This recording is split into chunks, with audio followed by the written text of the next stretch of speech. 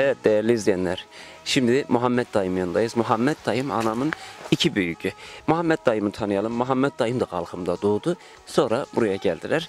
Dilerseniz Muhammed dayım size kendisini tanıtsın. Ben 1950 yılında Suriye'nin Kalkım köyünde dünyaya gelmişim.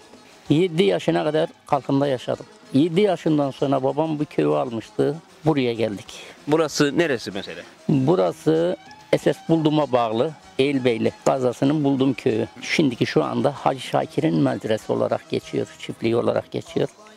Buraya yerleştik. Bir zaman sonra evimizi yıktılar burada. Bir etraftan hüduda yakın diye şikayet ettiler. Buradaki yapılan bir ahır odamız vardı. 2 de öyle küçük odamız vardı.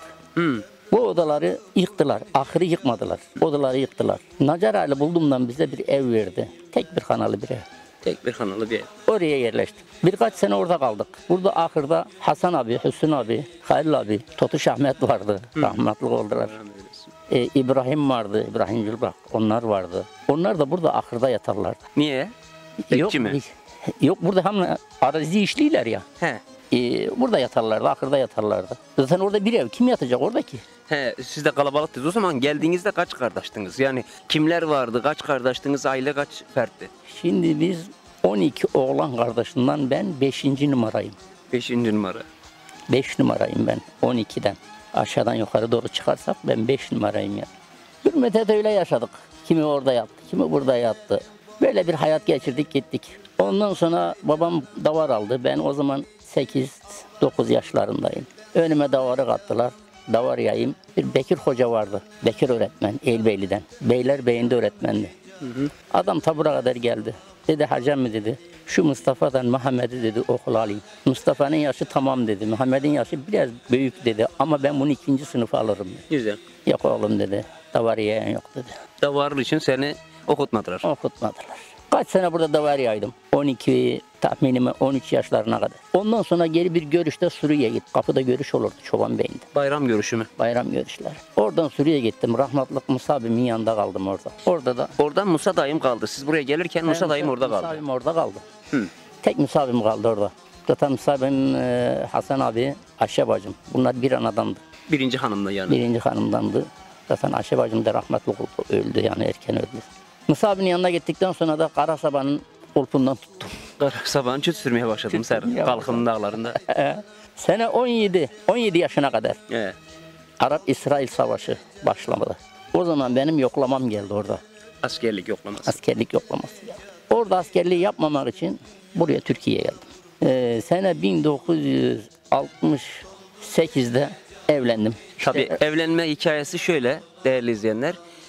Anamla teyzemi berdel usulü buradan babamla amcama veriyorlar. Karşılığında da halam alıyor dayımda. Evet. Evlendim. Burada da traktör şoförlüğü yapmaya başladım ondan sonra. Köyde traktör şoförlüğü. Traktör şoförlüğü yapmaya başladım. Sene 1975. Ondan sonra gittim ehliyet sınavlarına girdim. Diploma alacağım. Ehliyet alacağım ya diploma lazım. İlkokul diploması lazım. Sınavlara girdim. İlkokul diplomasını aldım. Ondan sonra ehliyeti aldım. Ehliyeti aldıktan sonra bir Ford kamyonumuz vardı. O günden de kamyonun üstüne çıktım. 3-4 sene kamyon şoförlüğüm oldu. Ondan sonra tır şoförlüğüne başladım. Kaç sene sürdü? Toplam 45 sene. 45 sene direksiyon başındaydın. 45 sene direksiyon başında. Emekli oldun şimdi. Bunun 8 senesi Suudi Arabistan'da çalıştım. Ondan sonra geldim Türk Cumhuriyetlerinde çalıştım. Ondan sonra Avrupa'ya çalıştım. Avrupa'nın hemen hemen her tarafını gördüm. Yani şöyle diyeyim sana ki 62 tane devlet gezmiş. Maşallah. Şimdi demek ki değerli izleyenler ben kime çektiğim ortaya şimdi çıktı. İlkokulu dışarıdan bitiyor, ben de dışarıdan bitirdim. 62 devlet gezmiş, ben 62 vilayet gezdim. Kime çektiğim daha çok belli oldu şimdi. Hayat böyle devam etti işte. Sene 2015 yılında ben şeyi bıraktım. Şoförlüğü bıraktım. Halamdan da tam 52 yıl bir beraberliğimiz oldu rahmetlikte. Allah rahmet eylesin.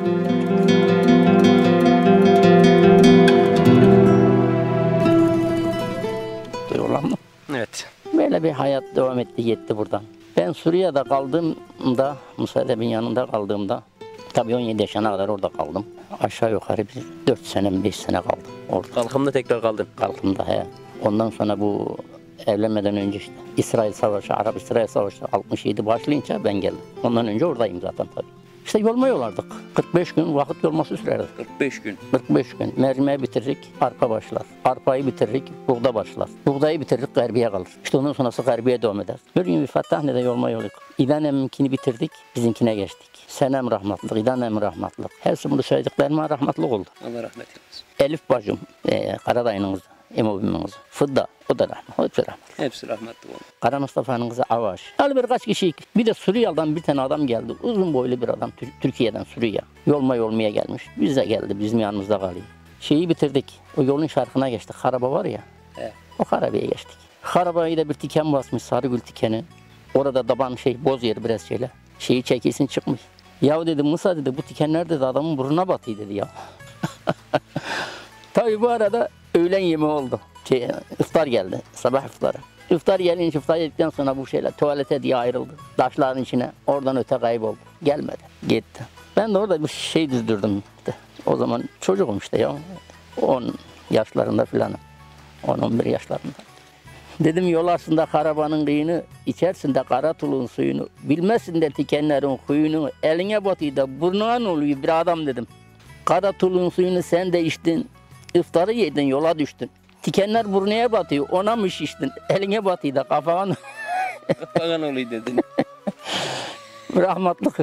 Bu bunu ne kadar güldüler. Halen söylerlermiş ben tabii buradayım ya. Orada halen söylerlermiş bunu gülerlerim. Çocuktum yani nereden aklıma geldiyse işte. Biraz da kalkımı tekrar konuşalım. Kalkımı biraz anlatır mısın? Ne yapardık kalkımda? Yok halkımda ne yapmazdık ki. O kadar yorulurduk. Küt sürerdik. O kayanın başı şeydi zaten. Dümdüz değil. Şura nasıl? Hı. Eğleydi yani. Bir ucu o şeylerin, karayellerin fıstığına ulaşırdı. Bir ucu da Hacım Hayun koytağına ulaşır. Oradan oraya höl oynardık. Oo. Köyün çocuklarından. He, ya çütten gelirdim işte abi zamanlar, ikinin zamanı çütten gelirim. Malları bağlarım, Musa'dan zaten şeylerini koyar, ben de iğne şeye çıkar. Höl oynamıyor. Nasıl günlerdi ya. Bunun haricinde höl oynardık. Gelin kok oynardık. Gelin kok bilirler herhalde. Gelin kok, bulguru bulduk, yağı yok. He. Zaten orada benim 2-3 tane samimi arkadaşım vardı. Hacı Nedim, Hacı Nedim. rahmatlık Şuhu. Hı. Tekzi Halaf'ın oğlu Mustafa. O da rahmatlık oldu. Allah rahmet eylesin. Öyle olsun. Kasa Selah. Yani böyle bir grup oluşturmuştuk. Kendi kendinize bir grup. Yeni yerimize bir grup oluşturmuştuk yani. Nereye gidersek beraber giderdik işte. Sigara içerler bunlar. Giderdik gitmek ederdik. Selah'ın acı biraz şeyi açıktı yani. Biz korkarız birinden gidip de bir sigara şunu yakayım demeye. Kendi gider bir yakardı bir tanesinden gelirdi. Bir paket işte ağırlık ya Bağlar yoluna giderik ya Gıleyhim yoluna. Bir gün Bağlar yolunasa bir gün Gıleyhim yoluna, bir gün Sekizler yoluna. Paketi bitirir geldik. O bir yaktığınız cigaradan bitir geliriz. He, paketi bitirir geldik. Bunların hepsi alıştı. Sigara terekisi oldular. Ben alışamadım. Ya bana dediler sen niye içmişsin, niye alışamıyorsun? Ya oğlum alışamayayım dedim ya. Dediler külünü avucun içine silkeceksin, yalayacaksın. Eyle alışırsın. Bak sen. Ulan külünü avucumun içine silktim, yaladım gene alışamadım. İçtikçe nefret ettim. O günden bugüne kadar ben şimdi sigara kokusundan nefret ederim. Değil mi? He, kokusundan nefret ederim yani öyle. Buraya 1957 yılında geldiniz. Burada da okul okumadın. Ondan sonra askere gittin. Yok, burada okul okumadım. Ben askere gittiğimde dosyamda bana birkaç tane soru sordular. Okul elinde şöbede. Verdiği soruları bildim. Tahsilin ne dediler? Orta 2 terk dedim. Orta 2 terk. Orta 2 terk. Orta 2 terk deyince üstüne varmadılar yani. Askerlik o zaman dosyama ile yazmışlar. Orta 2'den terk. Neyse gittik askere. Acem Birliğim Ankara Etemesut. 3 ay orada Acem Birliği'nde kaldım. Ondan sonra Edirne'ye Süloğlu, Edirne'nin Süloğlu kazası var. Oraya gittim. Orada bir alay vardı. 11. alay. Orada da bizi imtihana soktular. Tabii orada en tahsilli benim. Orta 2'den terk. Orta 2'den en tahsillisi. En tahsilli benim. Onlar kim ilkokulu bitirmiş. Başka bir şey yok yani. Bizi seçtiler, ayırdılar şöyle tahsiller. Bunlar çavuş olacak. Oo. Şeyi çağırdı. Dedi ya başka adam bulamadınız dedi. Bunlar dedi bizim bir şeye lazım, böleğe lazım dedi. Askerlik o zaman biz gittiğimizde 24 aydı. 20 aya düştü. Ben de izine gelmediğim için 45 gün izinim vardı. Bu şekilde tezkereyi bitirdin. Ondan sonra buraya geldim işte burada. 15 gün kalasıya şöbeye gittim işte şeye. Şöbeye gittim dedim Böyle böyle oldu dedim. O başımızdan geçeni anlattık yani. Tamam dediler. Sonra o zaman da tanıştık. Bütün şubelerle tanıştık. Bana bir rapor verdiler. 15 gün sonra da zaten arkamdan tezkerem maaşımla beraber geldi. Oo. Bu şekilde askerliği bitirdik. Evet. Değerli izleyenler, Muhammed dayımı tanıdık. Muhammed dayım bize hem Kalkım'daki anılarını anlattı hem de göç hikayelerini anlattı. Şimdi de gideyim öbür dayılarımla da konuşayım. Hüsnü dayımla da, Hasan dayımla da konuşayım. Devam edelim.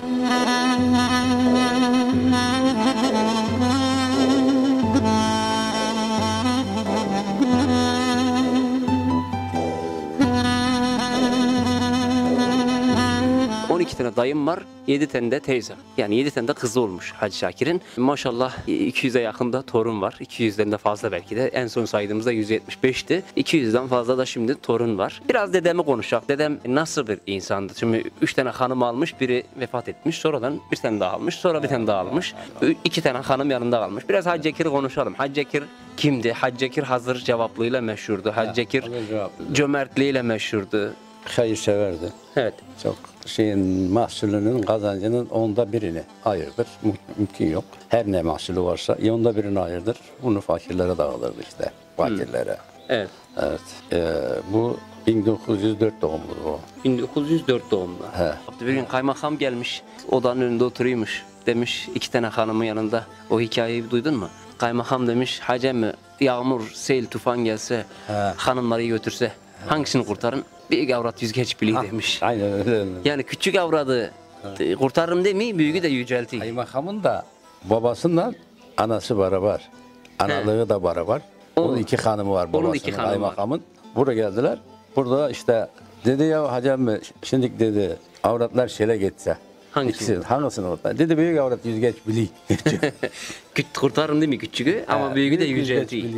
Yani bu da hazır cevaplığını gösteriyor. Çünkü hazır cevap bir insanmış rahmetli. Hemen lafı ağzında yapıştırır. Kaymakam da şimdi hanımların önünde kendini zora sokmak istemiş. O da o şekilde bir cevap vermiş. Evet. Peki zekatını dağıtırken çok hassasmış. Biçerin üstüne çıkar. İşte biçerciye dermiş. Kaç şey yoldun bana gelip söyleyeceksin. Rapor yapacağım bana dedi. Kaç tekne. Size güvenmezmiş, inanmazmış. Hani eksik söylersiniz diye. Aynen öyle yapardı. Başka ne tür yardımları vardı? Bir iki köye cami yaptırdığını. Camilere yardım ederdi. Nerede bir cami varsa ona işte ya bir firketini alırdı, ya beton çimentosunu alırdı.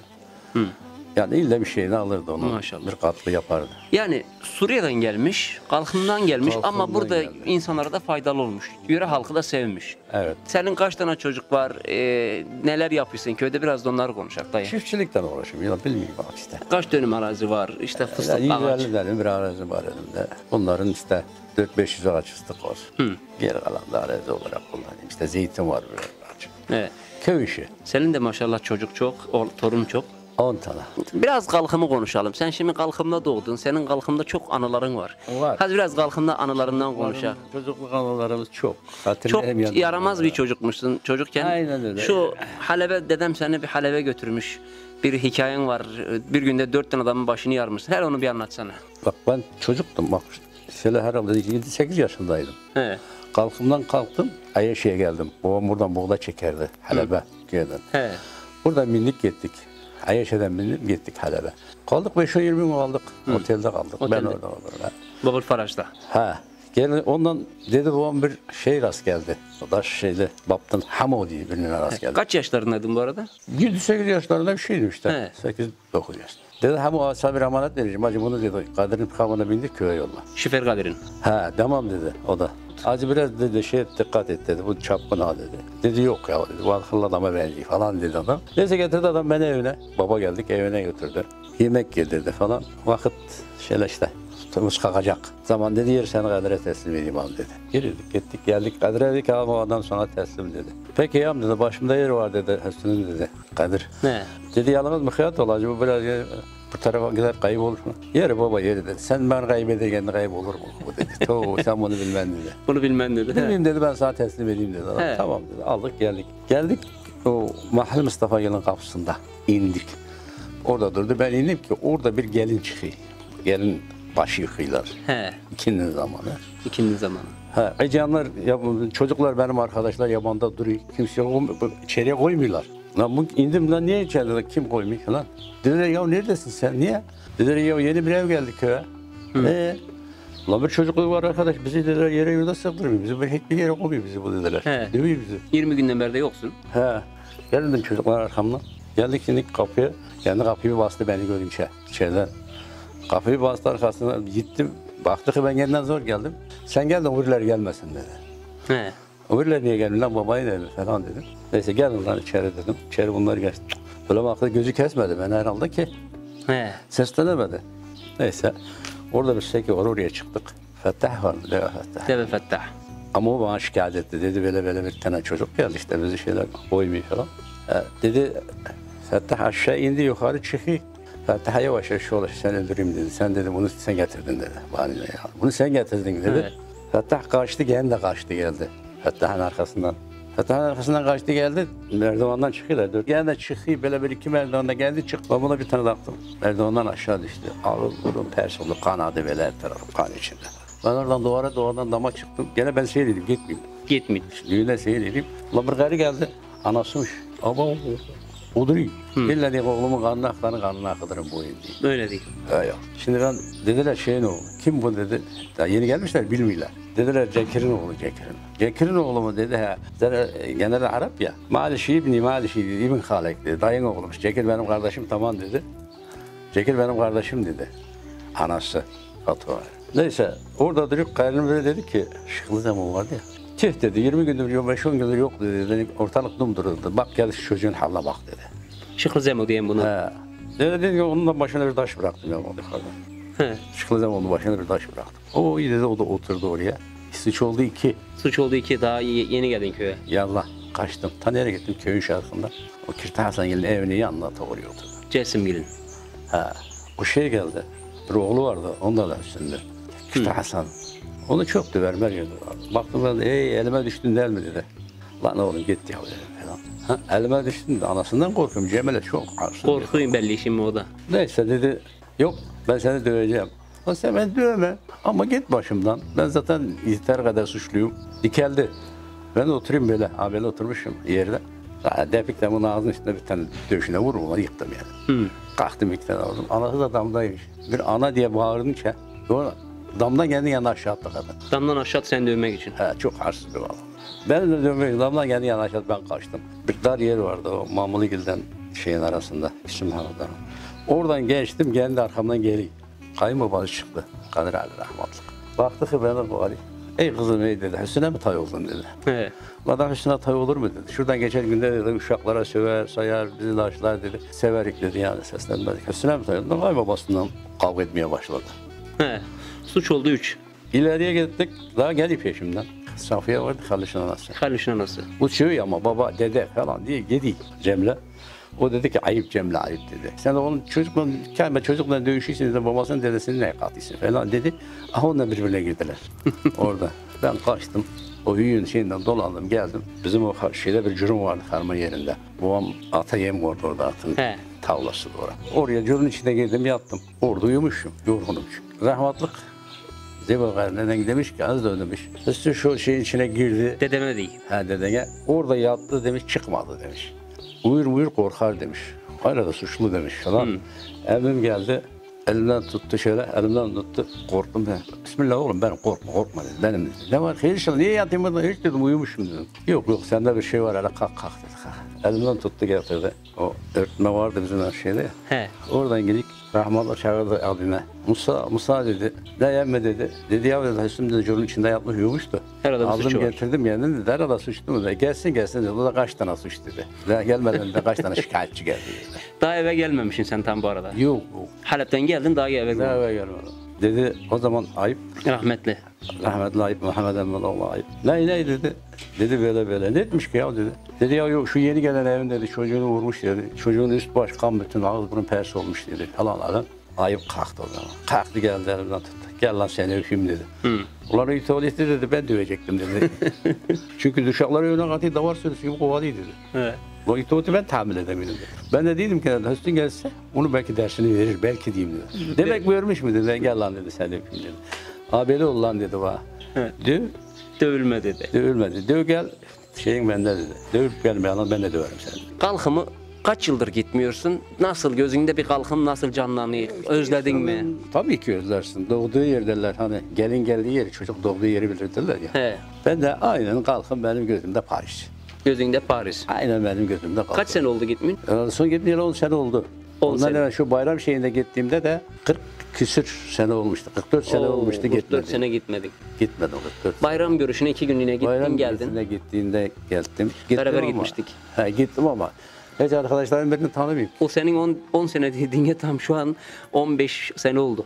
Vallahi bilmiyorum işte bayram şeyiydi. Gittim. Bayram Ondan ziyaretiydi. sonra giderdik. 15 sene Ondan oldu. sonra- Beraber gittik. Kalkıma gitmiştik. He. Peki kalkım gözünde şimdi kalkım nasıl? O kalkımları getir şimdiki nesli, gençleri.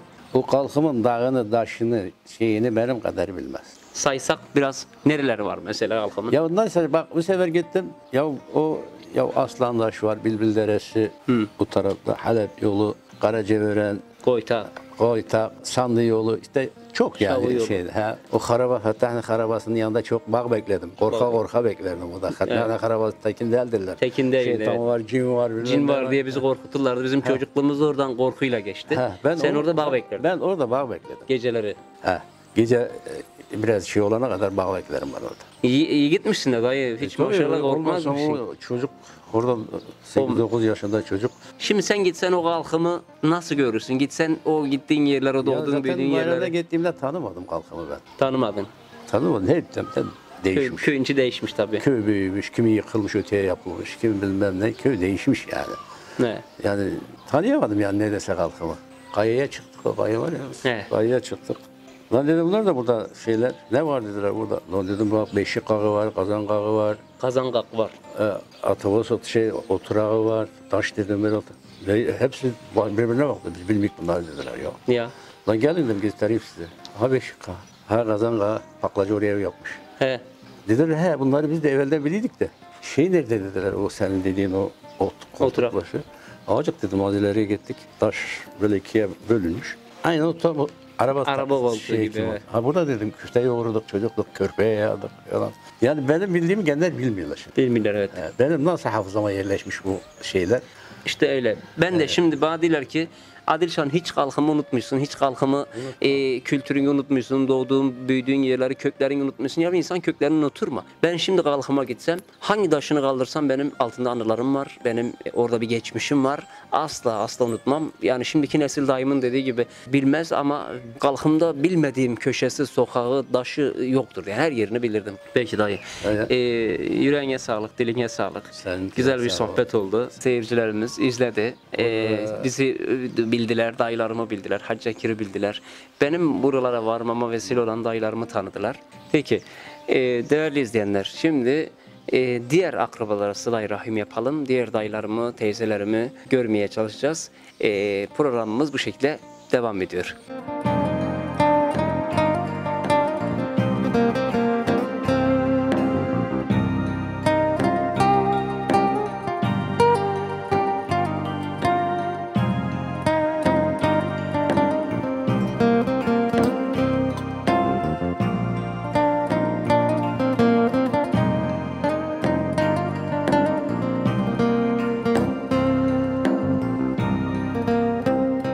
Evet değerli izleyenler, şimdi de teyzemin yanındayım, Aynur teyzem. Anamın öz bacısı, yani Suriye'ye beraber gelin giden Aynur teyzemin yanındayım. Teyzem nasılsın, iyisin? İyiyim Allah'a şükür. Teyze, bende emeğin çok. Ben bileyim ama izleyiciler bilmiyor. Seni bir tanıyak. Aynur Yılmaz. Aklımda doğru. Kaç yaşındasın şimdi? 72. 72 yaşındasın. He. Benim hem teyzemsin hem ememin avradısın. He. Evet. Nasıl oluyor diyecekler şimdi. Hele anlat. Sen anamla beraber buradan kalkıma gelin gittiniz. Nasıl gittiniz? Hele onu bir baştan anlat hele. Baştan anlayayım. He. Buradan gelin gittik. He. Bizi götürdüler şeye. Tibil'e. Kim geldi istedi ilk önce sizi? Deden. Dedem. Babam babası istedi. He. Babayım babası. İki bacı birden mi istedi? İki bacı birden istedi. Bu iki kızı iki oğluma verin mi dedi. Evet He. öyle dedi. Çekir dedem de verdi. Verdi o da verdi. Hı. Nereden gittiniz? Hangi kapıdan geçtiniz? Tibil'den diyeyim tamam. Ha, kilisten geçtiniz. Kilisten geçtik. Ne oldu? Kapıdan geçerken asker ne dedi size? Bir asker bir şey demiş size. Asker bir şey dedi bize. Ben ağladım. Dedim ya ağlayayım dedi. He. Gün yoksa dedi, ya sen bırakmayayım dedi. He. Orada bir kız mamur vardı. Hı. O dedi kızlar diyebilir mi, istemeyik diyebilir mi dedi şimdiki kızlar dedi. He. Tamam dedi. Anam da ağlıyor. Ağla deli gayrı ağla dedi. Bu kapı kapanırsa dedi, bu kara kapıyı ne açar dedi. Sen bu kızları vereyim bu ikisini birden dedi. He. Geçtik aldı bizi Türkiye'de götürdü. geçim bitti de Suriye'ye vereyim demiş. Öyle dedi ya. he. Emmim oğluna var Unuttuk ya. he. Hem oğlan dedik. He. Kalkıma mı gelin gittin? Halep'e mi Kalkıma. direkt? Kalkıma. Kalkıma gittin. Kalkıma gelin gittik. Davul zurna falan çalındı mı? Böyle düğün Davul oldu mu? mavul yoktur da. Ne oldu ya? Davul ne geldi? Teşti indirdiler, teşti çaldılar. Teş çaldılar. Teşti çaldılar ya, davul yok. Size şimdi başlık da vermemişler. Yok. Karşılığınızda kimi verdiler peki? Bak şimdi benkine başlık verdiler. He. Sen kim başlık verdiler? Benkine başlık verdiler. Gülüden gülü değişik. İki güllüyü değişik İki ettiler. gül değişik. Değerli izleyenler, anam rahmetli de güllüydü, halam da güllüydü. Yani berdel usulü olmuş. Anamdan halam berdel usulü yapmışlar. Ama teyzeme başlık vermişler. Ne başlık verdiler? Kaç lira başlık verdiler? 2000. 2000. 2000 lira başlık verdiler. He, onda 2000 paralı. 2000 lira başlık verdiler. He. He, sen onun için anamdan daha forçluydun. Ya. 2000 lira başlık verilmiş, Tabii o ya. berdel gelmiş. Tabii ya. He, ama asker bir şey daha söylemiş. Demiş hani 2 tane verik ama 1 tane alık, zarardayık demiş. Öyle bir şey demiş asker. Onu duymadım. Onu duymadım. Duysam söylerim, duymadım. He, düğün olmadı. Düğün Tek olmadı. çaldılar. Tek çaldılar. Daşçı Bekir'in direktörünü da bindirdiler bizi. Köyün etrafı fırlattılar. Neyi bindirdiler? Daşçı Bekir'in direktörüne naylonla şu tür. He, traktöre bindirdiler, gezdirdiler sizi köyün Gezdirdiler. etrafını getirdiler. He. Kaç sene köyde kaldın? 12 sene. 12 sene köyde kaldın. Babam askermiş o zaman. He. Emmim Halep'te mi kalıydı? O zaman köyde Yok miydi? köydeydi. Ha, köyde. Beraber gittik Halep'e. Sonra Halep'e göçtünüz. Kaç çocuk var şimdi? Toplam kaç çocuk oldu? Benim He, 7 çocuğum var. 7 çocuğun oldu. He. Emmim sene kaçta vefat etti? Vallahi hatırlamıyorum. Hatırladım. 90'lar, 90 Hatırlamıyorum. falan. Şimdi değerli izleyenler, teyzem benim Çok oluyor. anamla ikisi bir gelin gittiler. Ama şimdi işin şurada bir enteresan şey var. Benim anam vefat etti. Gelin de kocası vefat etti. Amcam vefat etti. Biz analık geldi. Analıktan dolayı biz kalktık teyzemin yanına gittik. Yani teyzemin ben de ana yarısı derler ya. Tam analık etti bize. Mesleği ben teyzemgilde kaldım öğrendim. Bugün eğer bir meslek sahibiysem bunu teyzeme borçluyum. Hiç de bize ah of demedi. Hiç bize gül ağırlığında kötü bir laf Demedim. demedi. Demedim. Sen demedim hiç. Ben onu her zaman derim. Demedim. Bizde emeğin çok. Yani bu bölümde Sıla-i Rahim bölümünde daha önce de bir teyzeme gitmiştim. Beşiriye köyünde bir teyzemi çekmiştim hatırlarsınız. Sıla-i Rahim programının 2. bölümüydü.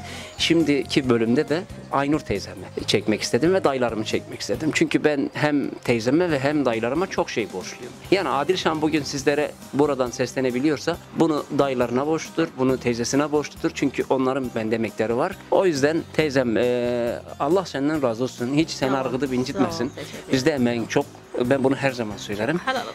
Peki emmim vefat ettikten sonra emmim bakkaldı.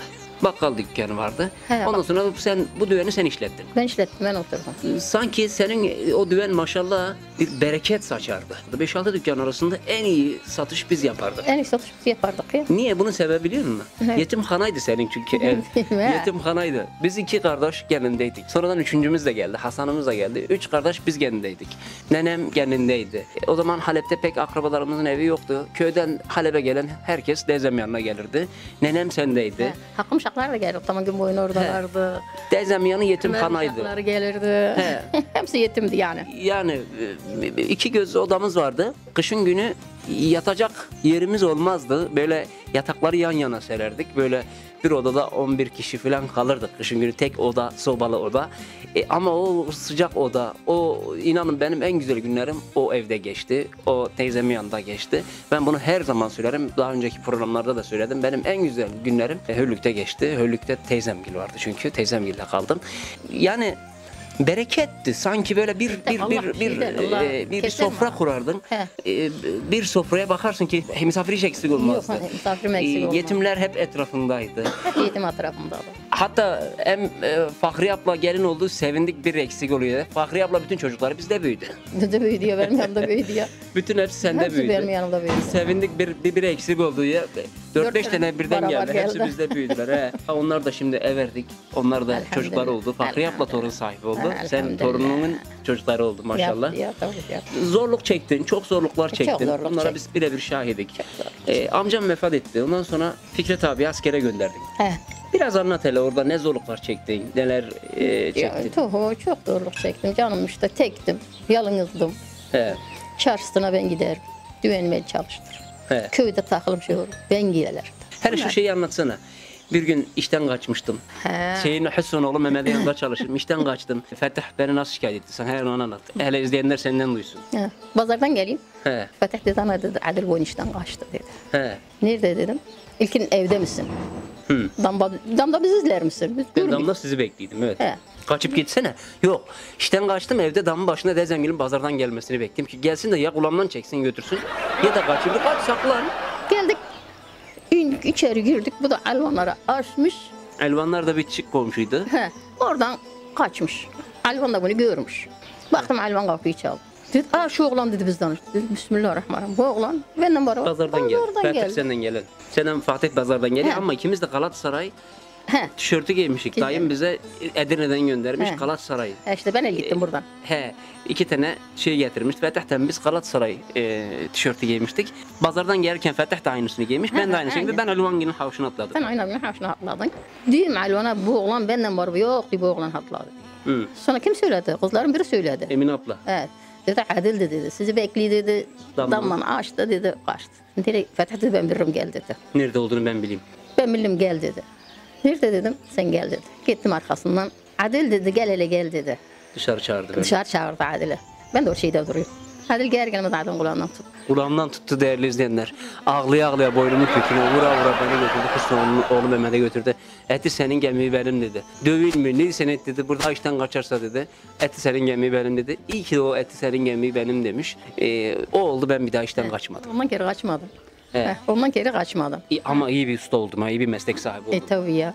Yani İşler benim demiş. en iyi ustalarımdan biri Mehmet'ti. He, orada çalışırdı. Sen de orada çalışırdın. Fatih de orada çalışırdı. İkimiz de orada çalışırdıyız. İyi ki diyeyim o kulağımın tözüne vura vura götürmüşsün beni diyeyim. İyi bir meslek sahibi olduk hiç olmazsa. Yoksa o gün kaçardım. Başka zaman kaçardım. Kaçardın ya. He ya. Seslenmesem kaçacak. Çünkü Günlük kaçacağım. Hikmet okuldan kaçardı. Ben de işten kaçardım. He. Gider şeyde birleşirdik. Çantayı bir yere saklardık. Ben işten kaçayım, o okuldan kaçayım. Gider Haydariye'nin okulunda duvarın üstünde gezer. Hazreti Gül'e iyi ya. gıcıklık verirdik. Öyle demiş ya. Öyle derdik. Allah senden razı olsun. Her zaman. Sizden de Bizim olsun, sağ hakkımız ol. sana helal olsun. Sen de hakkını Allah güzel helal helal et. olsun. Bu program Helal bir olsun. hatıra olsun. Helal olsun. Lezemi yad etmiş olayım. Dayılarımı yad etmiş olayım dedim. Bu Sıla-i Rahim bölümünde. İstedim ki sen de olasın. En güzel günlerimiz senin yanında geçti. En İyi güzel. olur. Elhamdülillah. demiş Allah ya. senden bin defa razı olsun. Değerli izleyenler, Sıla-i Rahim programının bir bölümünü de burada bitirmiş olduk. Bugün hem Hacı Şakir anlattık. Hacı Şakir kimdir? Hacı Şakir'i dayılarımın dilinden sizlere anlatmak istedik. Hacı Şakir hem hazır cevaplılığıyla meşhurdu, hem hayırseverliğiyle meşhurdu, cömertliğiyle meşhurdu. Hacı Şakir'i anlattık. Hacı Şakir'in hikayesi de benim hikayem gibi. İyi ki Hacı Şakir bir dönem yani ki bırakmış gelmiş. Ben de aynı dedem gibi bırakıp buraya gelip yerleştim. Bugün eğer dediğim gibi bu programları yapabiliyorsak, bugün sizlere bu güzellikleri izletebiliyorsak bunları tabii ki bu güzel insanlara borçluyum. Hem sağımda solumda oturan teyzeme borçluyum, hem dayılarıma borçluyum. Çünkü onlar olmasaydı ben belki de bugün Türkiye'de tutunup kalamazdım. Belki ayakta duramazdım. En büyük destekçim onlar oldu. Onlardan da Allah razı olsun diyorum. Bir dahaki bir programda görüşmek dileğiyle. Allah'a emanet olun.